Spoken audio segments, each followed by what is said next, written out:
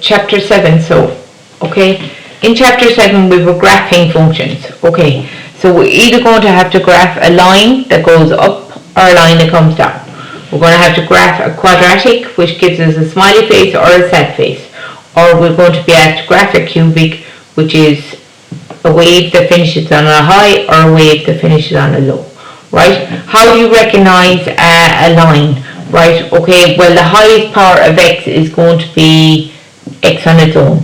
So f of x equals something x plus a number. Okay, and if that number is positive, so if the number in front of x is positive, 2x plus 1 for example, positive number in front of x, it's the line going up. And if the number in front of x is negative, as in it's minus 4x plus 2, so it doesn't matter what this number is, right? Okay, it doesn't matter what this, it's just the number in front of the x. So if it's positive, we're going up, and if it's negative, we're coming down.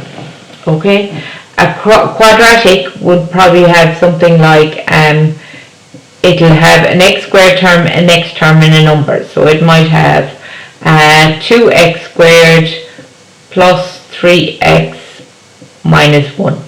And this time we're interested in the number in front of x squared. If the number in front of x squared is positive, we're smiling. And if the number in front of x squared is negative, so minus 3x squared minus 4x plus 1, again, we're only interested in the number in front of x squared. If that's negative, we'll end up with a sad face.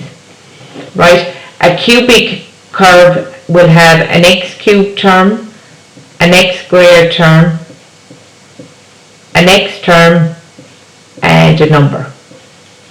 Okay, and this time we're interested in the number in front of the x cubed. So if the number in front of the x cubed is positive, we finish on a high, and if the number in front of the x cubed term is a negative, so if I have minus 2x cubed minus x squared plus 3x minus 1, something like that, again, only interested in the number in front of the x cubed, and if the number in front of the x cubed there is negative, we finish on a low, right?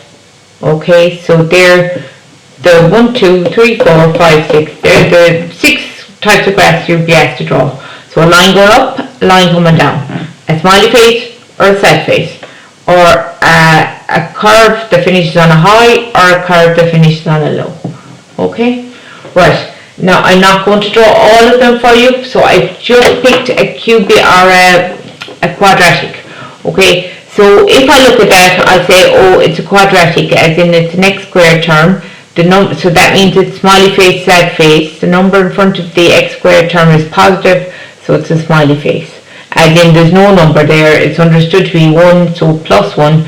So I know I'm going to end up in a smiley face, right? Okay, now you can get your points on either the calculator or out yourself, okay? So if you were to do them out yourself, you get f of minus 2, which is minus 2 squared, minus 2 times minus 2 minus 3, okay? Into the calculator with that, and you'll end up with a,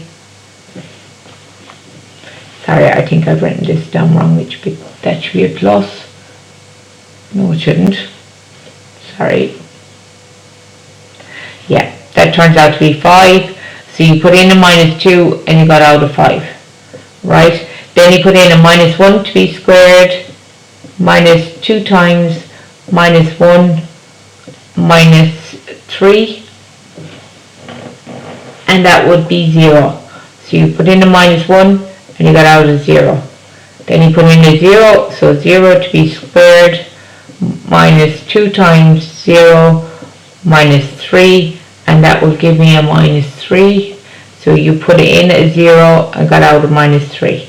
Okay, then you put in a 1 to be squared, minus 2 times 1 minus 3, and that would be minus 4. So you put in a 1 and you got out a minus 4. Then you put in a 2, so that's 2 to be squared, minus 2 times 2 minus 3, and that would be a minus 3. So you put in a 2 and you got out a minus 3. Right? And then 3 to be squared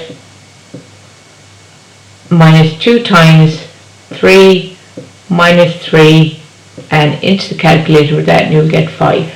Okay? So you put in a 3 and you put in a 5. You got out a 5. Right, girls? You can do these on the calculator. Okay, so I'll just remind you very quickly how to do it on the calculator.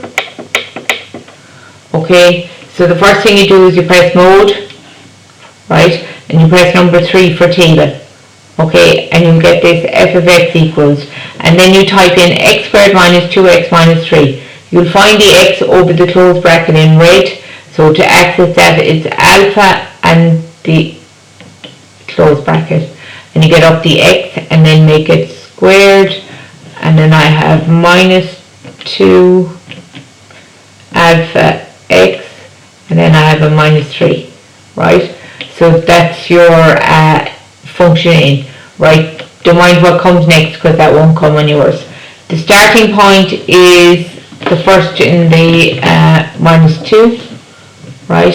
Okay, so the starting point is minus 2, enter that, the end point is 3, always one step and then press equals and all your couples will come up. Okay, so all these couples will come up, so you don't have to write out this, you can go straight to this if you use your calculator. Okay, so then you get your graph paper and you draw. Okay, so the points are minus 2, 5, so across to minus 2 up to 5. Minus 1, 0, across to minus 1 up 0. 0 minus 3 across 0 down to minus 3. 1 minus 4 across 1 down to minus 4. 2 to minus 3 and 3, 5. Okay, and I knew it was going to be a smiley face to start with, so I'm very happy when it turns out to be a smiley face. Now I've 2 minus 3, 3, yeah, that'll do. Right, is that okay? Right, there's my smiley face anyway. Right, okay. So, when you have the graph drawn, right, we're going to get asked questions on the graph, right? I want to concentrate on 4 questions this year, okay? So I'm going to ask you only these 4 questions, right, based on this graph, right? I'm going to find where f of x equals 0.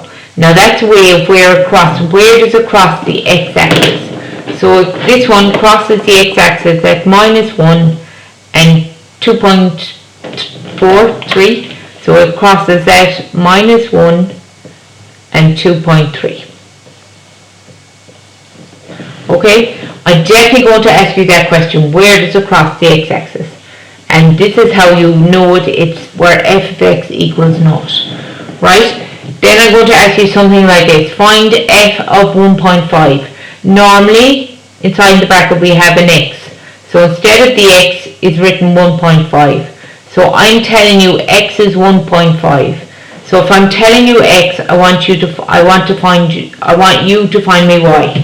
So you go to your graph, you go to the x-axis, you go to 1.5 on the x-axis, you go up or down, so I go down, because that's where the graph is. You hit the graph, right, you draw a line across and you read off that number. So I'm saying 3.7, okay, so y is equal to 3.7, okay, so that's where I've given you x and asked you for y. The next time I'm going to tell you y, so I'm telling you f of x equals 4. Remember, f of x in total is another way of saying y equals 4. So I'm telling you y equals 4, so if I tell you y, I'm obviously asking you to find x, right? So I go to y equals 4, which is on the y-axis. I draw a line left or right, and look, it hits it twice. So you hit it twice, draw a line down at the point it hits it and read off the value. And there's another one over here. So I'm looking at 2.9, right, okay, so I'm looking at 2.9 and I'm looking at minus 1.5. this one here, minus 1.8, right? Okay, now these are approximate answers, so don't worry, whatever your graph says is the right answer, right? The fourth type of question you'll be asked is find the minimum value. In this case, could be the maximum value depending on your graph. The minimum value, girls, is down here, right? It was where the graph turned, okay? And if they ask you for the minimum value, girls, you just give the y, which was minus 4. And if they ask you for the minimum point, you give the point, which is 1 minus 4. Okay? So if they ask you for the minimum point, you give the coordinates. And if they ask you for the minimum value, you just give the y value, okay? And the minimum. Right, okay. Just be aware, girls, please, that if it's a cubic equation, right? So if I asked you to draw a cubic equation, it might look something like this, right? This point here is called the maximum turning point. So the max turning point. So if the question asks you for the max turning point, you give that value there. Okay? You give that the coordinates of that point there. And if it asks you for the minimum turning point, guys, that's the turning point that's low down. So this is the min turning point. You give the coordinates of that. Okay? And that's all you need from this chapter. So I know the questions will cause me problems, but I'm only going to ask 4 questions. 1, where it crosses the x-axis. 2, here's x, find me y. 3, here's y, find me x. And the minimum value or the minimum point, or the max turning point or the min turning point. Okay? Right. And that's all you need from chapter 7.